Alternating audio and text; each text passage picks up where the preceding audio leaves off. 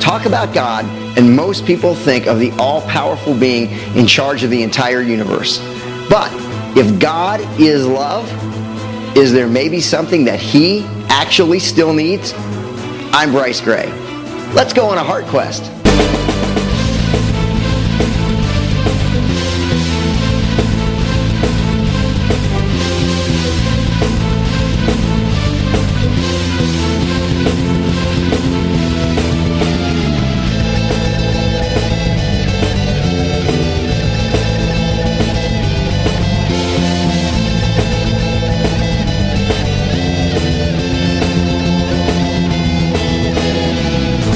Hi everybody. Well, we continue to talk about God and His essence and who He is. You know, at some point we sort of have to look at ourselves to get some of those answers because, after all, Scriptures say we were made in His image. But that sort of brings about a very core question, and it's simply this. Why in the world are we even here? I mean, after all, it doesn't take very much research to tell that we've pretty much messed some things up on this planet. I mean, just read the newspaper or watch the news. Look at your own life. Look at your neighbor's life. Hang around the workplace for a while. Just walk down the street or drive in traffic, and you can see pretty readily how fallen the world is and how messed up we all really are.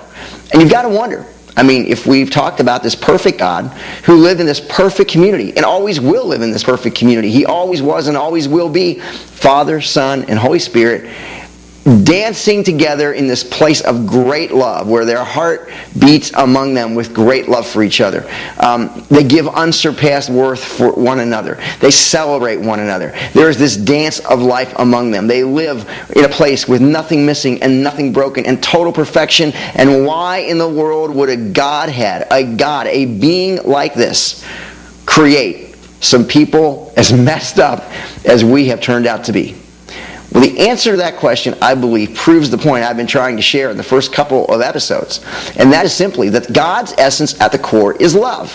Now, a lot of times, we'll give some passing acknowledgement to that idea, but, we all kind of harbor this idea, at least, of God being all-powerful and mighty, full of thunderbolts in His hands, and, He rules with an iron fist or whatever. But He's this mighty and powerful God.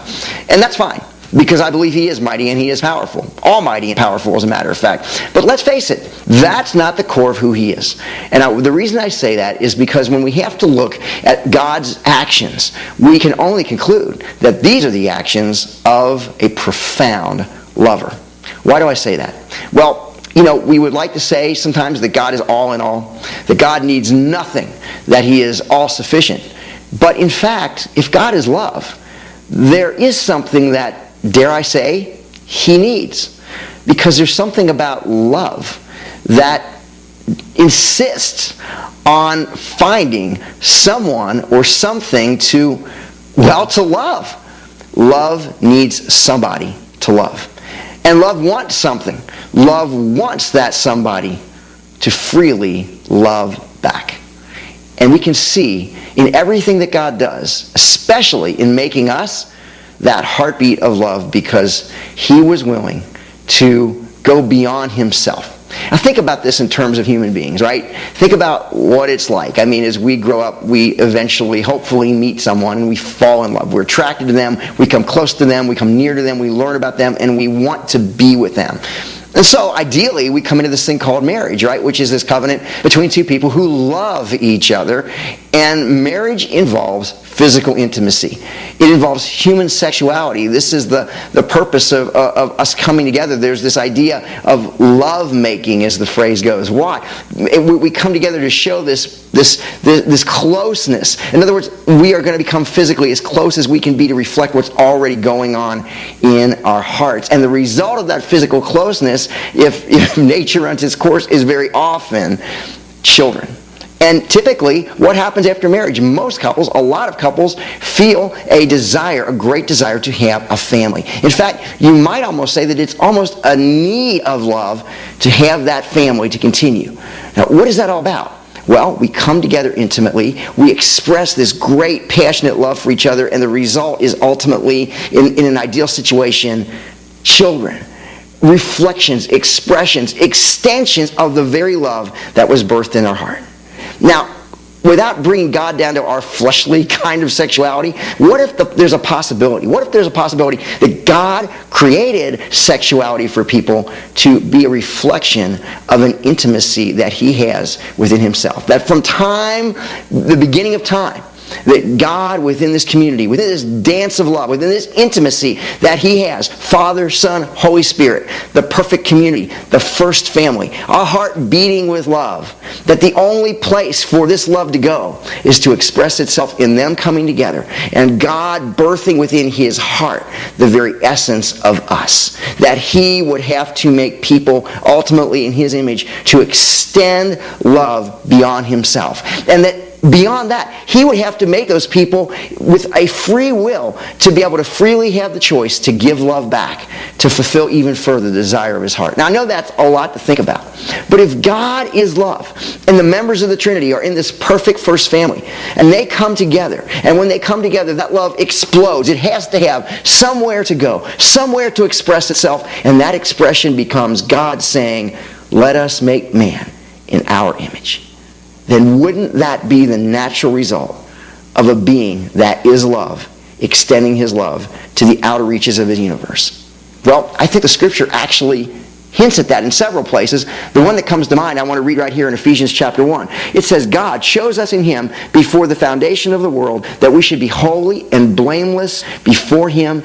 In love he predestined us to adoption as sons through Jesus Christ to himself according to the kind intention of his will." God took pleasure in wanting sons and daughters. He went, as we will find out, he created a story in which he went out of his way to accomplish that. But God's essence is love.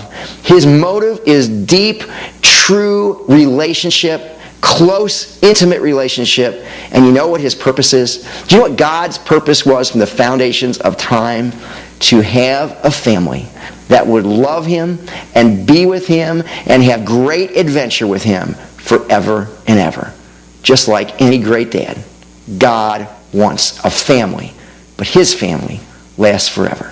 Isn't that a picture of a father whose heart you can trust? You know, it's so easy sometimes to look at the world and blame it all on God, all the problems, all the struggles. But the fact of the matter is that the Scripture is so plain. It says in the book of James, it says that every good and every perfect gift comes from above, from the Father of lights, in whom there is no shifting shadow.